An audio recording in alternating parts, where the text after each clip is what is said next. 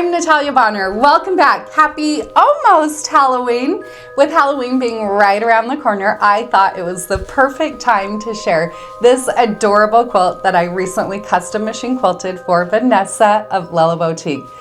Over the last several years, I've shared a lot of quilts with you that I've been able to custom machine quilt for Vanessa of Lella Boutique. I've loved her quilts, and this one just made me so happy. She has her first Halloween fabric collection through Moda Fabrics available now. I believe it's available for pre-order, and I think it ships to stores in the spring of 2024. So definitely check with your local quilt shop. Make sure they have ordered this adorable fabric collection. So this fun quilt that I get to machine quilt for Vanessa is called Pushing Up Daisies.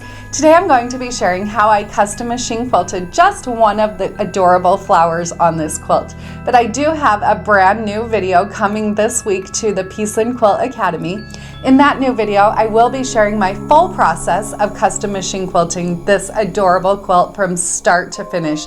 So you'll find all the thread colors that I used on this fun quilt, the batting, and then all of my behind the scenes process of custom machine quilting this adorable quilt. When you do enroll in the Peace and Quilt Academy, you'll gain instant access to over 100 machine quilting videos. Where I'm doing that, I'm sharing my full process of custom machine quilting real quilts from start to finish, and I think you'll find a lot of inspiration there. So you can find all the details plus enroll over on our website peaceandquilt.com. But for now, let's hop over to my Gamel 22-inch machine where I'm going to be quilting in the stitch regulated mode. I am stitching with the stitch length set at 13 stitches per inch.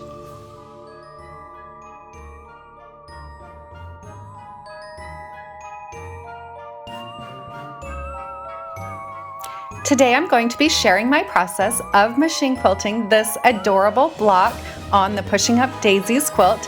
Now, because this is a Halloween quilt, of course I had to do something fun to make it a little bit spooky.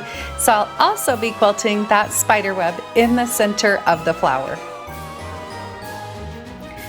To quilt out this fun flower, I am going to be free motion quilting some large curves. So starting on the inside portion, I'm going to start stitching a straight line going out to the outside of each of these petals. Once I get to the outside, I'll stitch a curve around that sharp end. So what is a sharp flower here? I'm adding just a little bit of curvature to it just to soften it up just a little bit. I'll repeat that process, working my way around each petal on my flower. Notice in the corners that I will bring the stitching all the way back into that corner point. Now I feel like that's pretty loose quilting compared to the high density quilting I've quilted as my background filler. So now through each of those petals, again, I'm going to add a little loop. From corner to corner or point to point, I'll stitch, quilting up about halfway through each of these petals, and I'll stitch just a long, tall loop.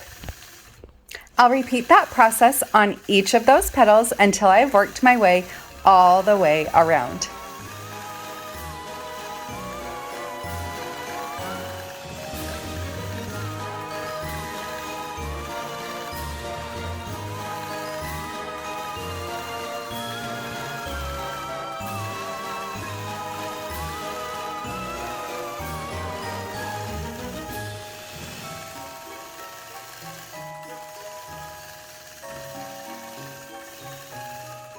Now I'm going to use my 4-in-1 machine quilting ruler as a guide and stitch in the ditch all the way around the outside of that center yellow block.